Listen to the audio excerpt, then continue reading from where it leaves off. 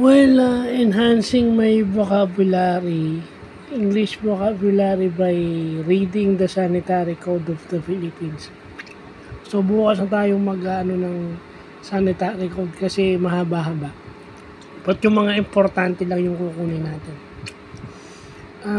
Na-vlog ko na kanina yung vermin, which is yung mga insekto na nakaka-apekto sa tao tsaka sa farm animals.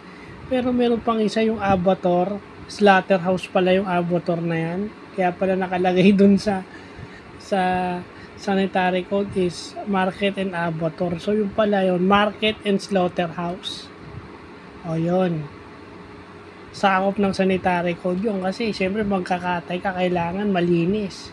Kasi kakainin ng tao yun, di ba?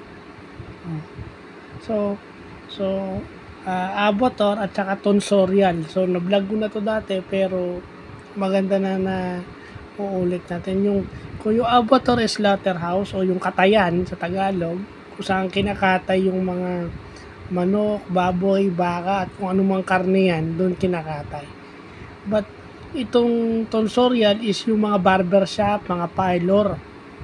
Kasi bukok yan, mga yung maduduming kuko yan, tonsorial yan. Galing sa manicure at saka pedicure, yung mga tonsorial services.